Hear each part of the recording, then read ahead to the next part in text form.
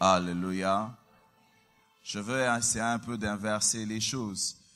Aujourd'hui, nous allons parler du but et vendredi, nous allons prier.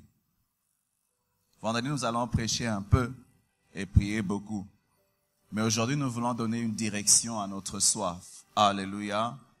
Certes, nous recevrons une puissance, le Saint-Esprit survenant sur nous. Mais le verset continue en disant, et vous serez mes témoins. Aujourd'hui, je vais aborder d'abord cet aspect. Parce que souvent dans l'Église, lorsque nous nous lançons en quête de puissance, sans but, on finit par faire des bêtises. Je me souviens au début de ma foi, j'ai eu à voir des jeunes serviteurs recevoir l'onction et la puissance de Dieu, commencer à opérer dans la puissance. Je suis allé dans des réunions, je suis rentré choqué. J'ai vu des jeunes de 18 ans, de 19 ans, qui avaient reçu quelque chose de fort de la part de Dieu. Mais ils en ont fait un spectacle. Ils touchaient des poteaux comme ça, ils touchent les poteaux. Il dit, allez viens, tu touches les poteaux. La personne touche les poteaux, elle tombe. Il dit, je vais vous montrer la puissance aujourd'hui. Elle prend un verre d'eau, elle le met dans sa bouche, et puis elle donne, la personne boit, elle tombe. C'était du n'importe quoi.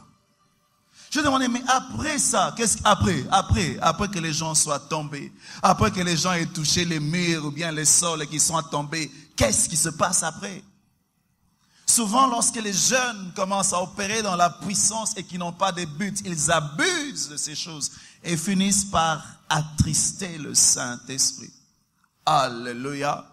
Avant que Jésus n'envoie ses disciples, avant qu'ils ne répandent de son esprit, il leur a donné le but pour lequel ils répandaient de son esprit.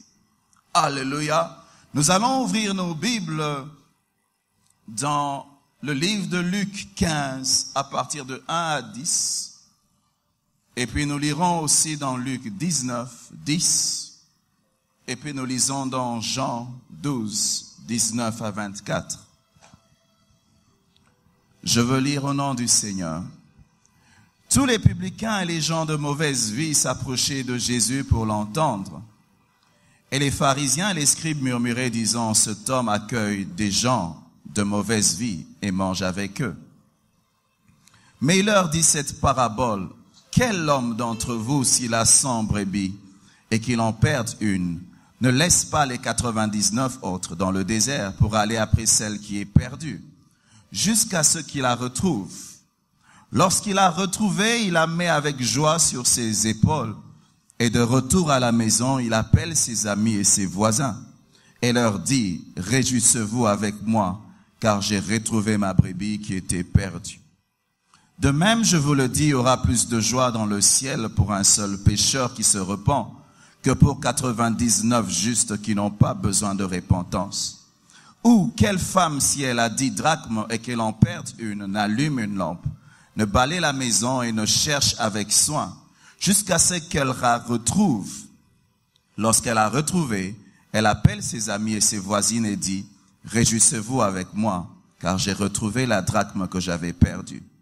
De même, je vous le dis, il y a plus de joie devant les anges de Dieu pour un seul pécheur qui se repent. Nous lisons dans Luc 19, 10. Car le Fils de l'homme est venu chercher et sauver ce qui est perdu. Et puis nous allons dans Jean 12, 19. Les pharisiens se dirent donc les uns aux autres, vous voyez que vous ne gagnez rien, voici le monde est allé après lui. Quelques Grecs du nombre de ceux qui étaient montés pour adorer pendant la fête s'adressèrent à Philippe de Bethesda et en Galilée et lui dirent avec instance, Seigneur, nous voudrons voir Jésus.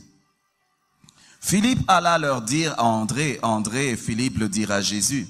Jésus leur répondit, l'heure est venue où le Fils de l'homme doit être glorifié. En vérité, je vous le dis, si le grain de blé qui est tombé en terre ne meurt, il reste seul. Mais s'il meurt, il porte beaucoup de fruits. Merci, vous pouvez vous rasseoir. Nous venons de lire une parabole que beaucoup d'entre nous connaissent. La Bible présente un homme qui a 100 brebis et qui en perd une. La Bible dit que cette personne laisse 99 brebis et va seulement en train de chercher la seule brebis qui était perdue. Pour laisser 99 et aller chercher une seule qui est perdue, cela veut dire que tu donnes beaucoup de valeur et d'importance à ce qui était perdu. La Bible aussi continue en disant qu'il y a un homme qui avait 100 pièces, il perd une, il laisse celle qu'il avait juste à la recherche de celle qui est perdue. Et puis la Bible explique en disant que il y a plus de joie au ciel pour un pécheur qui se repent que pour 99 justes. Dieu utilise l'illustration des brebis, l'illustration de la pièce d'argent pour nous montrer la valeur de ce qui est perdu. Alléluia. Et il compare cela aux âmes qui sont éloignées de Dieu, qui sont perdues. Il dit, il y a plus de joie lorsqu'un pécheur se repent que lorsqu'il y a 99 justes. Aujourd'hui, l'Église se réjouit des conférences. Nous passons notre temps entre nous. Nous avons des conférences pour apprendre des secrets de ceci ou de cela pendant que les gens sont en train de mourir dehors. On apprend des dimensions et des dimensions dans la puissance. Pour faire quoi? Alors que les âmes sont en train de mourir dehors. L'Église aujourd'hui est concentrée sur elle-même. Elle devient tellement égoïste. Nous avons des soirées, des veillées, beaucoup de programmes où il y a seulement des chrétiens. Et nous nous baladons de conférence en conférence, convention en convention. Dieu est content de ces choses. Mais je vous assure que pendant que nous sommes en train de nous rassembler en ces lieux, si quelqu'un dehors gagne une seule âme, Dieu est plus content de la réunion qu'il y a dehors que celle qui est en ces lieux. Église, nous devons changer.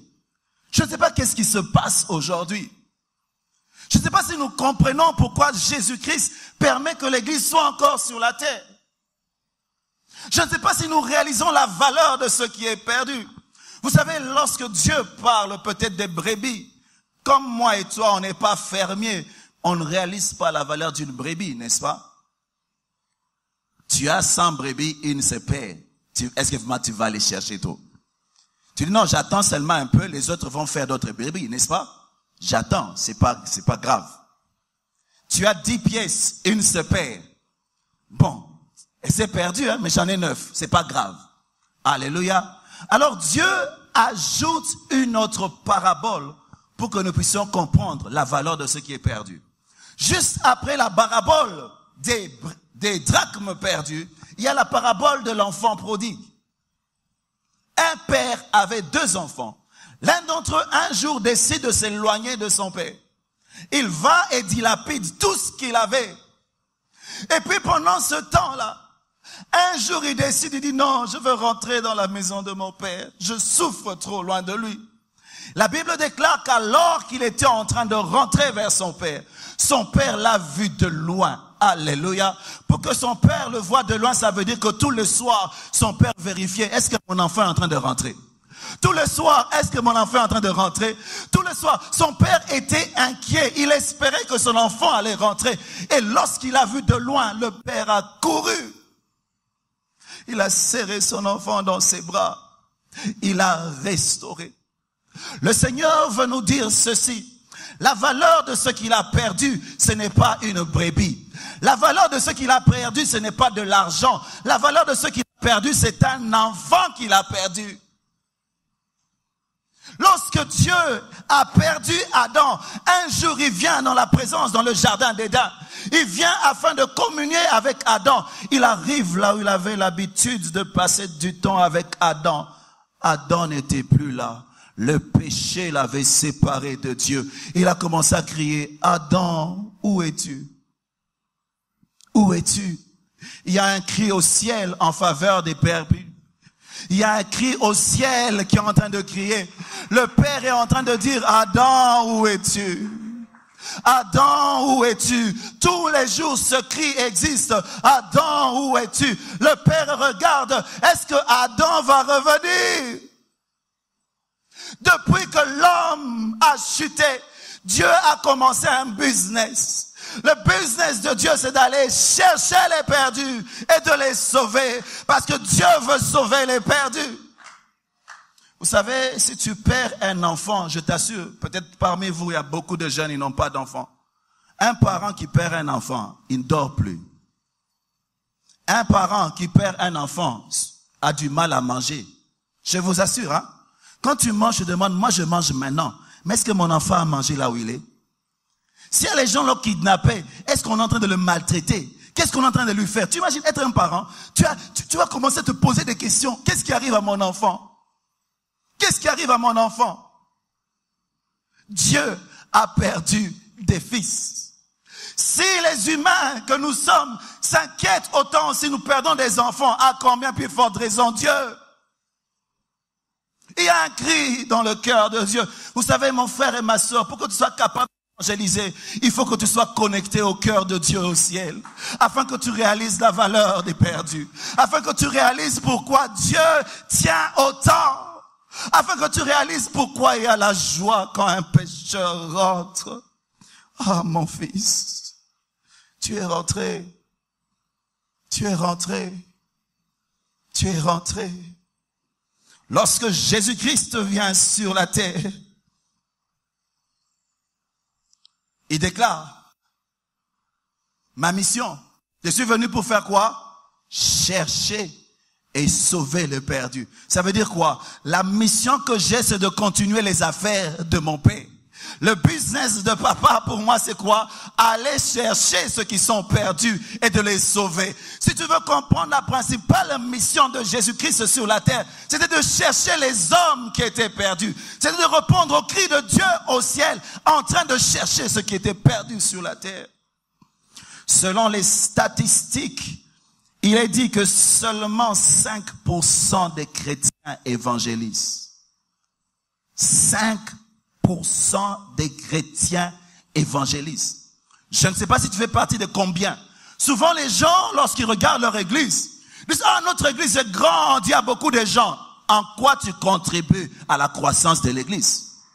Non, on a un département d'évangélisation fort. Non, le travail d'évangélisation, ce n'est pas le travail d'un département. C'est le travail de tout chrétien. Les humains aujourd'hui, lorsque une femme a des problèmes pour avoir un enfant, elle souffre, elle pleure, elle est triste. Pourquoi? Elle ne parvient pas à donner naissance à des enfants physiques. Mais aujourd'hui, il y a des chrétiens stériles spirituellement. Ils ne donnent pas naissance aux âmes. Les gens ne sont pas sauvés à travers eux. Mais ils ne sentent rien. Ils sont tranquilles, ils mangent, ils dansent, ils mangent. Je t'assure, quand tu as des problèmes pour avoir un enfant, ta tristesse te saisit. Comment tu n'es pas triste? Depuis que l'année a commencé, est-ce que tu as vu une seule âme être sauvée à travers toi? Comment? Depuis que l'année a commencé, la dernière fois que tu as parlé à quelqu'un de Jésus, c'est quand? Tu es en train de danser, tu te réjouis, mais le cœur de Dieu est en train de pleurer. Seigneur, je viens t'adorer, je vais te louer, mais tu sais pas que le cœur de Dieu est en train de pleurer. Pourquoi il y a des gens qui sont encore dehors? La majorité des humains est encore dans le péché. Tu veux que Dieu se réjouisse du peu que nous sommes?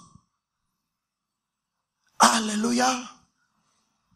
Jésus, il vient sur la terre et il dit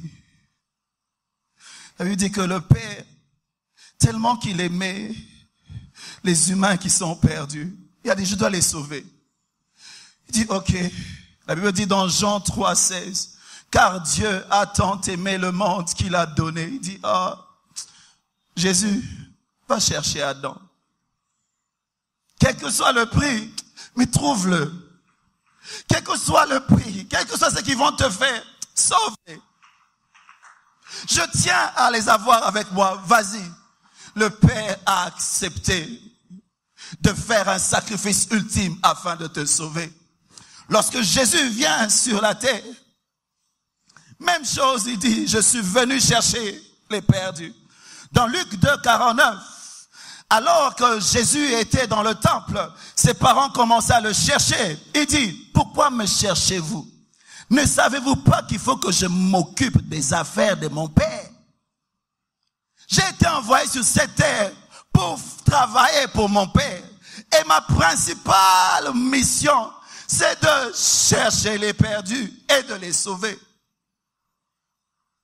Un jour, alors que Jésus était avec la femme samaritaine, en train de lui parler, en train de se révéler à elle, les disciples sont venus. Ils ont dit, oh, Jean 4, 34. Ils ont dit, mais oh, Jésus, mais tu ne manges pas. Hein? Il faut manger, maître. Il dit, ma nourriture est de faire la volonté de celui qui m'a envoyé et d'accomplir son œuvre. Jésus, tu es en train de faire quoi? Je suis en train d'évangéliser. Mais pourquoi tu appelles évangéliser manger? Il compare le fait de faire la mission de son Père. Il compare ça aux besoins primaires de l'homme.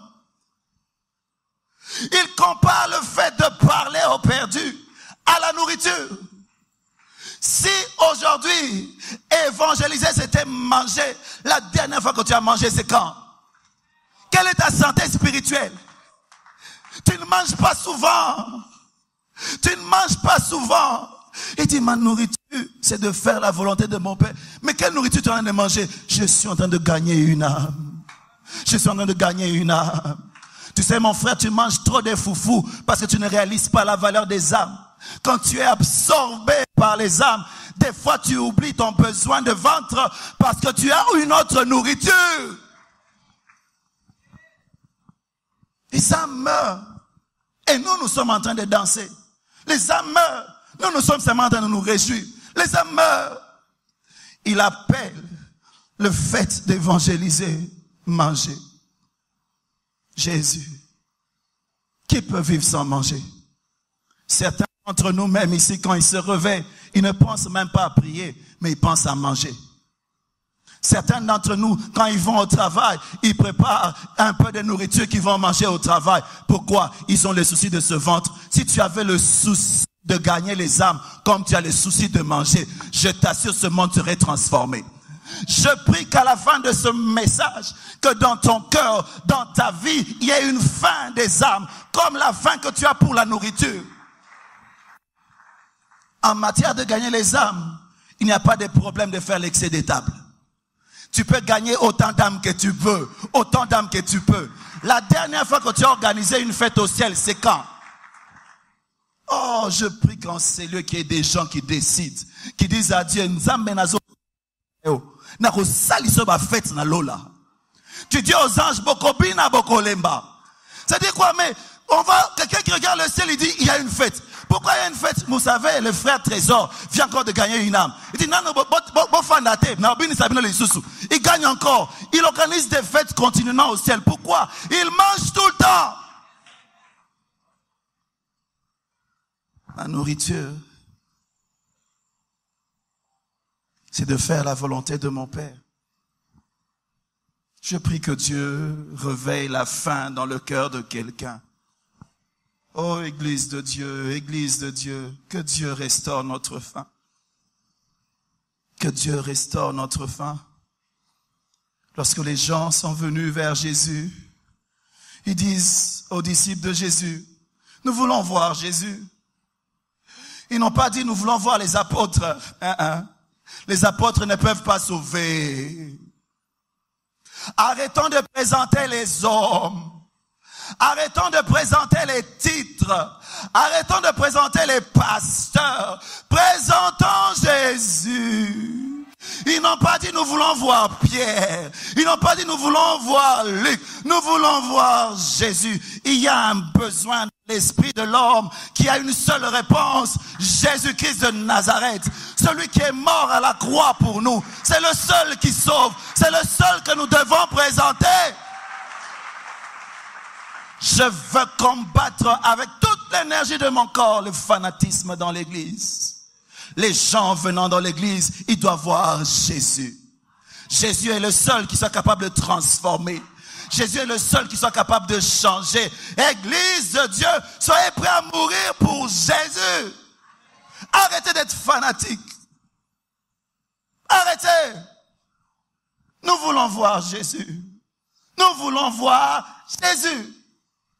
Un homme ne peut pas sauver C'est un pécheur qui a été sauvé par grâce. Alors qu'ils viennent vers Jésus, c'est bizarre. Jésus est mystérieux. Les gens veulent le voir. Mais écoutez sa réponse. Il dit, si les graines meurent, ils restent seuls. Oh, ça veut dire quoi?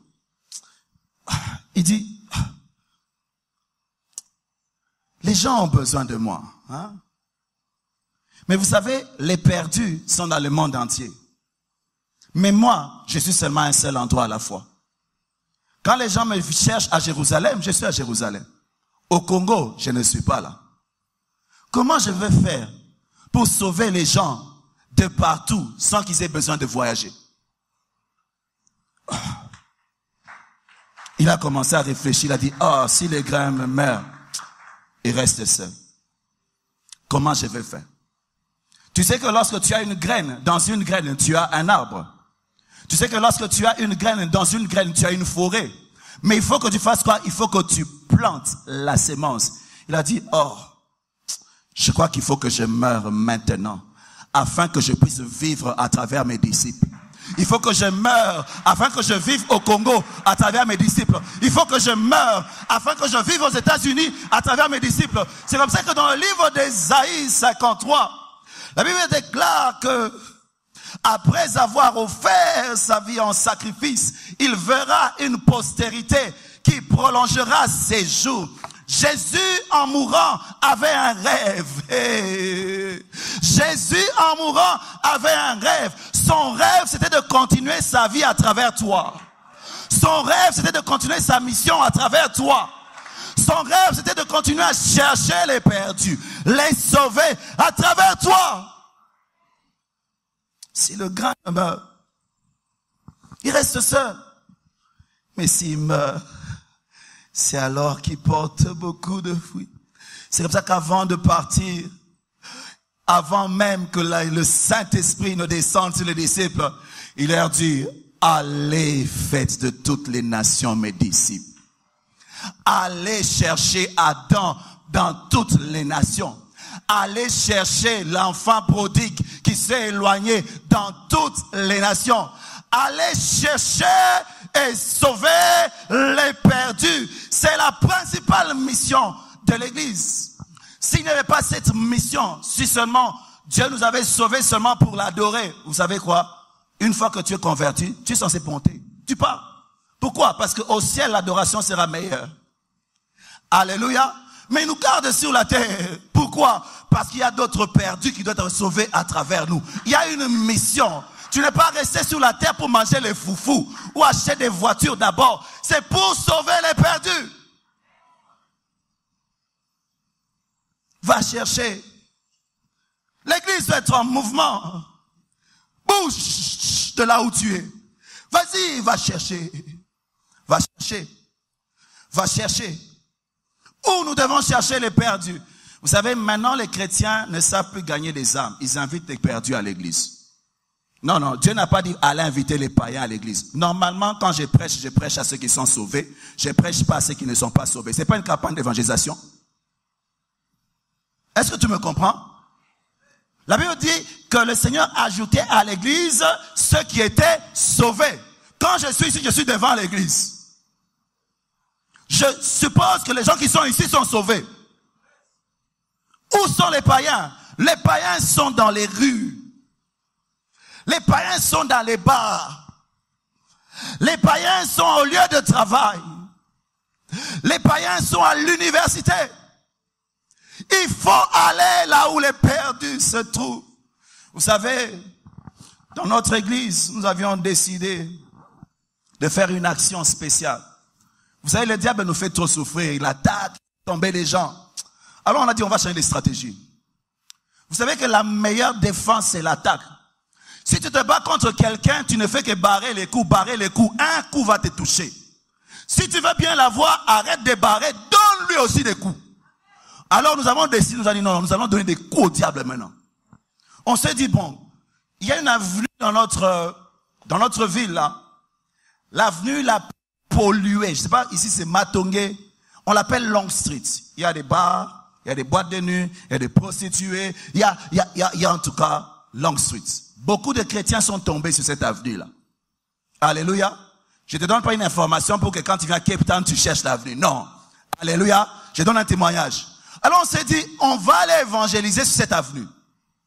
Nous avons invité l'église, pas pendant la journée, parce que là-bas, les gens travaillent les soirs.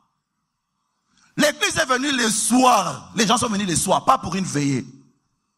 Les soirs, les gens se sont rassemblés. Nous avons envoyé les chrétiens sur Long Street. Ils sont allés évangéliser. Évangéliser la nuit aux prostituées.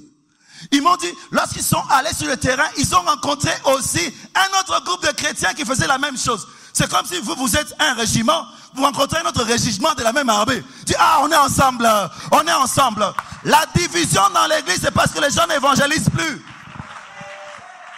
Lorsque nous évangélisons, nous allons arrêter de nous battre parce que la moisson est grande. Il y a peu d'ouvriers. Ça te fait du bien de savoir que tu as un allié. Église, il faut qu'on se lève, qu'on bouge ce monde avec l'évangile. Les païens ne sont pas à l'église. Ils viennent à l'église comme dans un restaurant. Ils viennent seulement manger, mais ils n'habitent pas là. Il faut aller là où ils habitent. Le plus grand travail de l'église, ce n'est pas à l'intérieur, c'est dehors. Oh non, moi, je me souviens un jour, on est allé dans un deuil. Alors, arrivé au deuil, j'ai demandé à une choriste. J'ai dit, ma sœur, entendre des chansons, moi je vais prêcher. Elle a commencé à trembler. Elle dit, moi je sais seulement entonner à l'église. Tu es scout, tu n'es pas un militaire. Moi je sais seulement entonner à l'église. Tu vois que les choses de Dieu c'est des blagues. On est en pleine guerre. Toi tu sais seulement jouer avec les jouets parce qu'il y a des chrétiens. C'est facile d'entonner ici. Mais le boulot le plus grand c'est dehors. Tu commences à chanter, on t'insulte. Tu commences à prêcher, les gens fument les chambres. C'est là où il y a le boulot. Chante seulement de l'église. Non, l'armée de Dieu est aussi composée des adorateurs. Ils vont sur le champ de bataille. Pour la prise de Jéricho, les adorateurs sont descendus sur le champ de bataille. C'était aussi des soldats. Alléluia. Non, moi je sais seulement chanter à l'église. L'église, scout, tu n'es même pas militaire. Il dit, allez à Jérusalem. Jérusalem, c'est ta famille autour de toi. Est-ce que tu prêches Jésus aux gens de ta famille? Aujourd'hui, les chrétiens rêvent d'aller prêcher aux États-Unis. Il n'a même pas commencé dans sa famille. Tu vas arriver là-bas comment? Tu es déjà méchant envers les gens de ta famille. Comment tu vas aimer les autres? Ton souci, c'est pas de gagner les âmes, tu veux voyager. Parce que si tu avais le souci des âmes, tu commencerais par tes frères, parce que tu les aimes même plus que les autres là. Comment tu veux nous mentir que tu aimes les Américains plus que tes propres frères? Non. Jérusalem. C'est difficile que ton pasteur arrive dans votre famille qui gagne les âmes chez vous, parce que toi tu es déjà là. Tu es déjà là. Les amis à l'école, à l'université. Il y a des chrétiens à l'université qui n'aiment pas avoir des amis païens. Il est dans son coin, en train de bouder. Tu comprends rien du tout. On ne sont des païens. Et puis quoi?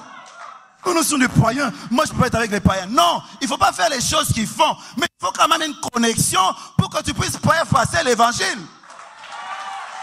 Oh non, moi je suis dans mon coin, moi dans mon coin, dans mon coin. Sans impact, chrétien sans impact. Quand j'étais à l'université, j'avais beaucoup d'amis païens. Les filles qui avaient des jupes là, mes amis. Mes amis vraiment. Parce que je n'étais pas allé là-bas seulement pour étudier, j'avais un boulot à faire. Alors moi, les gens me traitaient parce qu'ils me voyaient être ami de certaines personnes, qu'on envoie en enfer, ça leur donne la chance de se convertir. Et ils se disaient que j'étais un faux chrétien. Ils ne savaient pas le boulot que je faisais là. Un jour maintenant, on avait une interro. Les frères là, ils commencent à me toucher. Numéro 2. Je dis, moi je suis chrétien, je ne fais pas ces choses. Comme il croyait que j'étais un chrétien aventurier, il croyait que... Je dis, non, moi je suis chrétien. Un jour, il vient en classe le matin, il me voit là, l'aventurier. Alléluia, alléluia. Je vais vous partager la parole de Dieu. La parole, j'ai commencé à prêcher. Et il s'est dit, moi, je suis comme un pharisien dans mon coin, sans impact. Lui, je le juge, et pourtant, il sert Dieu plus que moi. Alléluia, pharisien. Arrête d'être pharisien. Commence à aller gagner les âmes. C'est le boulot pour lequel tu es sur la terre.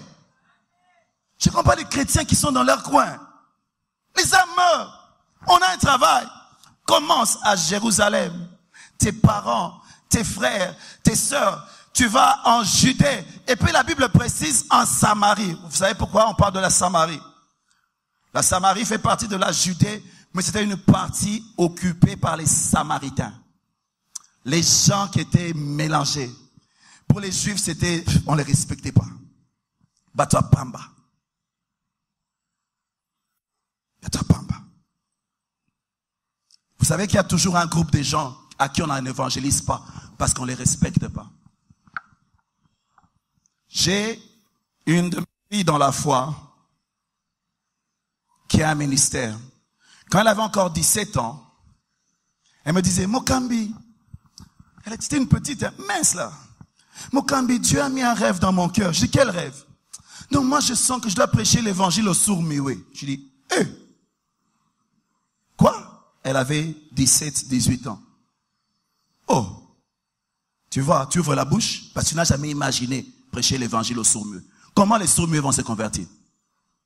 Certains frères spirituels disent, non, on ne doit pas prêcher aux sourds-muets. Il faut prier pour eux qu'ils soient guéris. Depuis que tu as commencé à prier pour eux, combien ont été guéris par toi? Comme tu n'as même pas assez de puissance pour les guérir, donne-leur au moins l'évangile spirituel à l'okuta. Uzoko sabisu. On ne fait pas bika. Bikisa bango. Nengozo bikisa bango. Teya bango. Liloba. Et qu'on peut on a katiboke lola. Parce que s'il faut qu'ils attendent que tu deviennes puissant pour les guérir, peut-être qu'ils vont mourir aller en enfer. Après des années, je l'appelle, je dis, comment ça va? Où en est le rêve que tu as dit? Mokambi, j'ai commencé à prendre des cours où on apprend le langage des sourds-muets. Je dis, moi, non, ça sérieux, hein? Elle a appris. Je l'appelle encore, elle me dit, non, Mokambi, j'ai commencé. Maintenant, là, elle a un ministère auprès des sourds-muets. Elle prêche aux sourds-muets. Elle prêche aux sourds-muets. Elle prêche. C'est une communauté dont l'église ne s'en occupe pas. On veut tous aller aux États-Unis. On veut aller dans les beaux pays. Alors qu'il y a une communauté au milieu de nous dont on ne s'occupe pas. Les Chégués qu'on traite comme n'importe quoi. Les Chégués ont la même âme que toi. La même âme. Samarie. Les prostituées dans les rues. Tu passes ton temps en train de les juger. Mais est-ce que tu entends les cris, les bruits des chaînes sur leurs pieds quand ils se baladent? Ils sont enchaînés. Ils souffrent. Dans notre église, il y a une sœur qui s'est convertie. Le travail qu'elle faisait, c'était les femmes qui dansent nues sur des poteaux dans les boîtes de nuit. Mais un jour, elle est venue, elle dit, j'ai besoin de Dieu. On a prié pour elle, Dieu l'a délivrée. Aujourd'hui, c'est une femme qui vit dans la crainte de Dieu, comme tu n'as pas possible. Arrête d'envoyer les gens en enfer sans leur donner l'opportunité de rencontrer Jésus. Nos préjugés stoppent les gens de se convertir. Présentons Jésus au monde. Et puis, nous allons dans les extrémités de la terre. Tu es actif sur Facebook pour toucher les extrémités, mais tu es inactif devant les gens que tu vois. L'église d'aujourd'hui. Il prêche du matin au soir sur Facebook, mais demande aux gens autour de lui s'ils savent qu'il est chrétien. Ils ne savent même pas. Oh non, j'évangélise l'extrémité. Non, évangélise les gens que tu vois d'abord. D'abord, Jérusalem. Jésus dit, allez, levez les yeux. Levez les yeux. La moisson est prête. Levez les yeux. Regardez. Ne dis pas j'ai le temps. Il y a une urgence. Il faut lever les yeux, voir les gens qui se perdent autour de nous. La mention est grande, il y a peu d'ouvriers. Peu d'ouvriers. Lorsqu'il dit allez chercher les perdus, ça veut dire quoi? Vous savez, lorsqu'on cherche, on doit faire des efforts. La femme là qui cherchait la pièce qui était perdue, elle a dû se mettre à genoux. Elle a commencé à essuyer. Elle a soulevé les lits. Elle a mis des positions compliquées. Alléluia. Elle a fait un effort. Pour gagner les âmes, il faut faire des efforts. Il faut avoir des stratégies. Tu es à la maison, tu réfléchis. Comment je vais gagner les âmes dans ma classe? Comment je vais gagner les âmes au boulot? Tu dis peut-être je vais commencer à mettre un t-shirt où on a écrit Jésus t'aime. C'est la guerre. Il faut une stratégie dans la guerre. Tu réfléchis, tu donnes le temps. Comment tu payes le prix?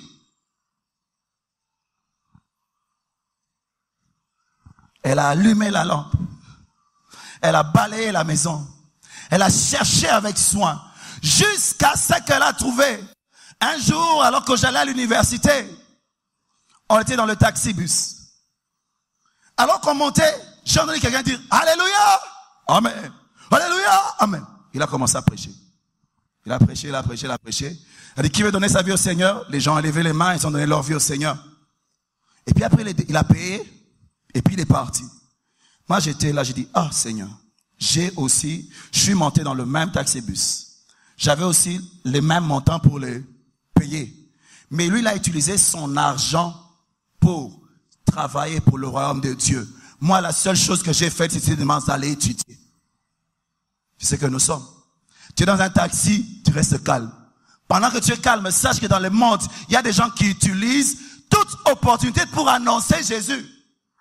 Ça m'a culpabilisé. J'ai dit, ah, mais les chrétiens comme moi, on a le même Jésus, mais sauf que lui, il a décidé. D'autres vont dire, j'attends que le Saint-Esprit me parle. Non, Jésus a déjà parlé. Il a dit, allez, on n'a pas besoin d'une autre injonction. Oh non, l'Esprit ne m'a pas poussé. Tu n'as pas besoin qu'il te pousse. Il a déjà parlé. Dieu a déjà parlé. Il a parlé. Pourquoi tu veux qu'il se répète? Il a parlé. Va, ouvre ta bouche. Cherche. On peut chercher aussi dans la prière. Quelle est la dernière fois que tu as passé du temps dans de prier pour que les gens se convertissent? Si je dis aujourd'hui, prions pour notre vie, pour l'argent. Yeah, yeah, yeah, yeah, yeah. Mais les gens vont prier, tu ne pourras pas me les stopper. Les gens vont prier. Ah, bongo, bongo, bongo. Viens. Tous les versets. Viens, je t'ordonne. Viens ici. À gauche, viens ici. Je t'ordonne. Si je dis maintenant, lèvons-nous, combat spirituel. Les gens, tu ne les demandes pas de se lever. Ils se prennent des positions. Ils commencent à chasser, lier, ligoter, tout ce que tu veux. Mais si tu dis prions pour les âmes, 5 minutes après, il n'y a plus rien à dire. 5 minutes après, rien à dire. Pourquoi? On ne réalise pas la valeur des âmes. Est-ce que tu peux agoniser pour les âmes? Tu pleures, tu pleures. Mais pourquoi tu pleures? Tu as des besoins? Non, Jésus, sauve. Sauve les âmes. Il y a un homme de Dieu qui prie et dit, Seigneur, donne-moi l'Écosse où je meurs. Donne-moi l'Écosse où je meurs. On parle d'un homme de Dieu qui priait dans la neige fondait autour de lui. Il agonisait. Seigneur, sauve. Seigneur, Seigneur, Seigneur. Le réveil ne vient pas sans prière. Les prières qui engendrent le réveil, c'est des prières avec agonie. Dieu de gloire, c'est pas 1 minute. Tu pries avec tout ton être. Jésus-Christ, pour qu'il nous sauve, il a fait des prières avec agonie, au point où sa sueur est devenue comme des grumeaux de sang, parce qu'il en engendrait quelque chose.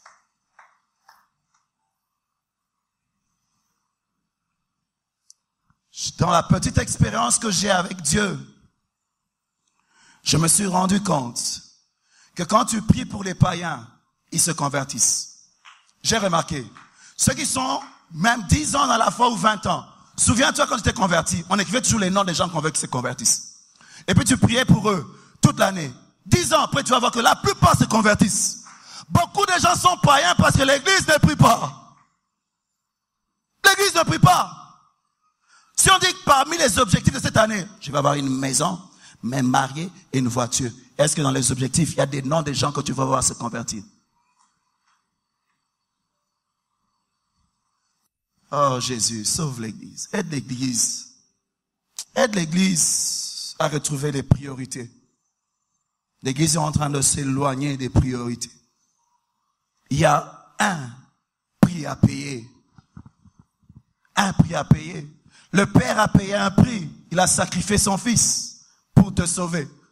Le Fils a payé un prix. Il a sacrifié sa vie pour te sauver. Pour sauver les autres, tu as un prix aussi à payer. Mais le comble, c'est que l'Église ne veut pas payer des prix. On veut un ministère de facilité. Je sais, depuis que les chrétiens pensent au ministère, ils croient que les ministères sont les vestes. Non, il y a des sacrifices dans le ministère. Des sacrifices. Je me souviens des missionnaires qui étaient allés en Ouganda pour prêcher il y a des années. Arrivés là-bas, comme ils étaient blancs, et que ces gens-là, c'est la première fois qu'ils voient des blancs, ils les ont bouffés. Des années plus tard, les enfants sont allés prêcher l'évangile aux gens qui ont bouffé leur père. Ils n'ont pas maudit ces gens-là. Ils ont eu le fardeau. Ils sont allés leur apporter l'évangile. J'ai regardé un documentaire sur des missionnaires qui étaient allés dans une tribu en Amérique latine. Arrivés là-bas, ces gens ont tué tous les missionnaires. Tous les missionnaires. Des années plus tard, les femmes de ces missionnaires, avec leurs enfants, sont allés prêcher l'évangile aux gens qui ont tué leurs parents, leurs maris, à cause de la valeur des âmes. L'évangile que tu as reçu, les missionnaires sont morts dans des bateaux pour venir en Afrique.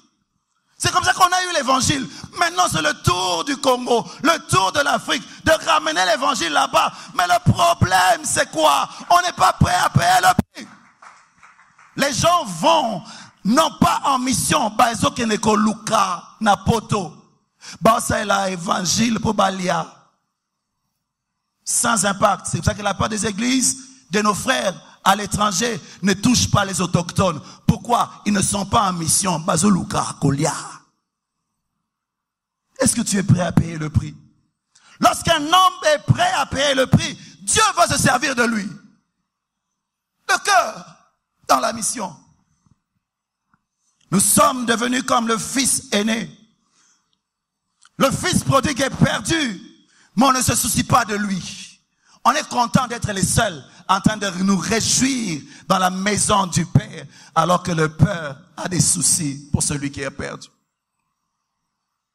Alléluia.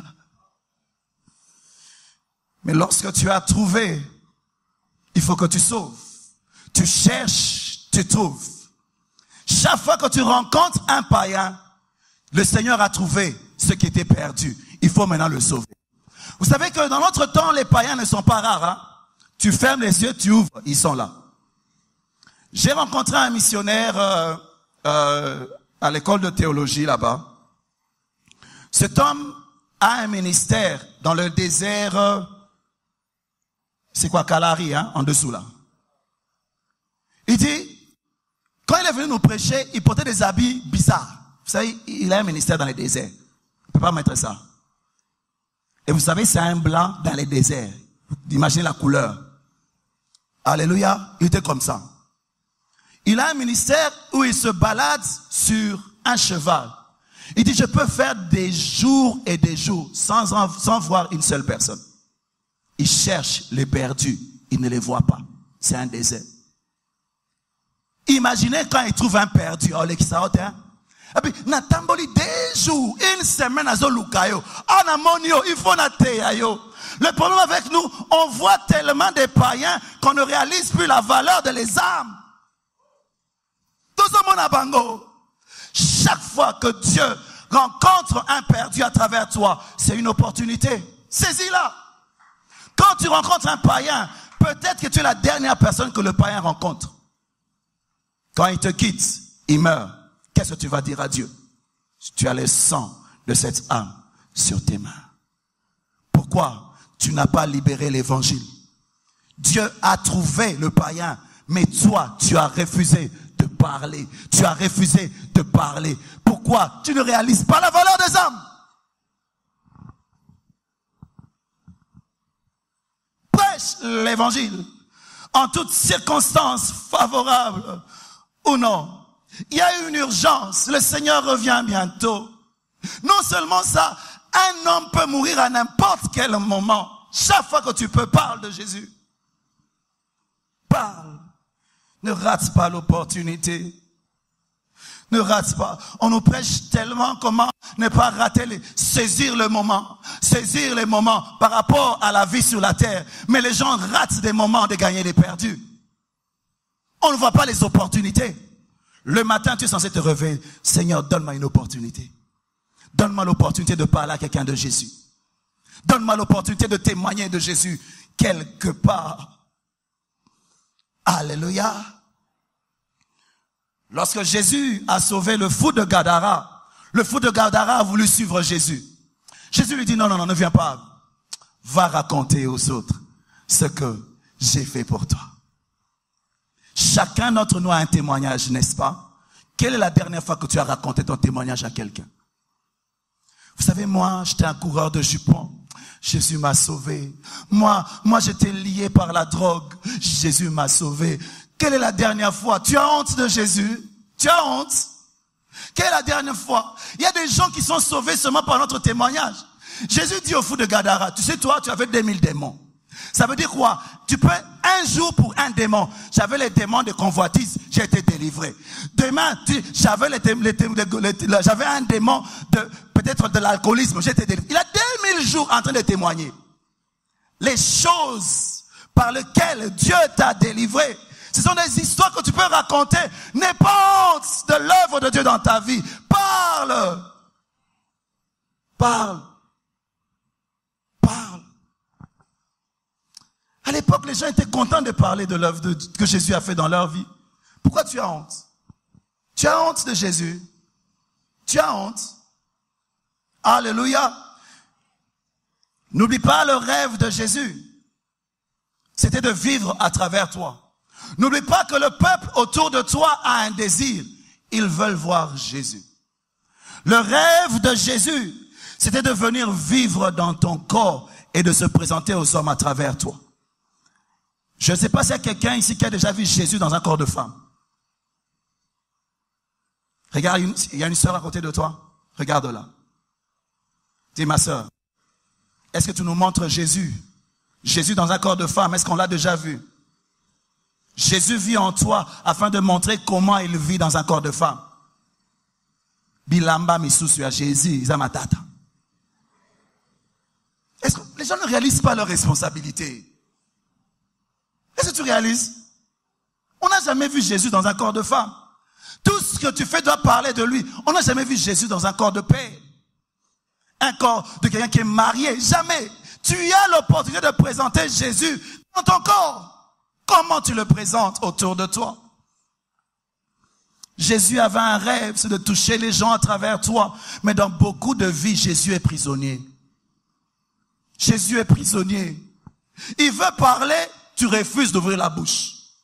La seule bouche qu'il a, c'est la tienne. Si tu refuses de parler, Jésus ne peut pas parler. Il veut toucher quelqu'un, tu refuses d'étendre la main.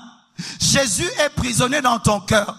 Jésus est prisonnier dans ta vie. Je parle à quelqu'un aujourd'hui. Libère Jésus. Libère. Lorsque Paul était en prison, il pouvait dire que moi je suis dans les chaînes, mais l'évangile n'est pas dans les chaînes. Mais aujourd'hui, nous sommes libres, mais l'évangile est enchaîné en nous. Malheur à ceux qui gardent injustement la vérité captive. Jésus est prisonnier de quelqu'un en ces lieux. Il ne peut pas sauver, il ne peut pas toucher, parce que tu as décidé de ne pas parler. Tu as décidé de ne pas bouger. Tu as décidé de ne pas faire ce qu'il te demande de faire. Jésus attend que tu proclames l'évangile. Je n'ai pas honte de l'évangile. C'est une puissance de Dieu pour le salut de quiconque croit. Je n'ai pas honte.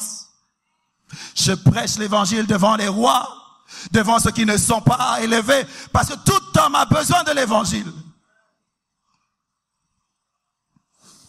Alléluia. Lorsqu'on parle de l'église primitive, on dit que chaque jour, le Seigneur ajoutait à l'église ceux qui étaient sauvés. Ça veut dire quoi? Chaque jour, ils évangélisaient. Mon frère, chaque jour, tu peux évangéliser. C'est le défi que j'ai pour nous aujourd'hui. Chaque jour, tu peux évangéliser. J'aimerais que tu considères le fait d'évangéliser comme une nourriture. Chaque jour, tu manges. Chaque jour, tu peux évangéliser. Chaque jour, tu manges. Chaque jour, tu peux évangéliser. Je veux conclure. Romains 10, 13 à 15. Quiconque invoquera le nom du Seigneur sera sauvé. Comment invoqueront-ils celui en qui ils n'ont pas cru? Et comment croiront-ils en celui dont ils n'ont pas entendu parler?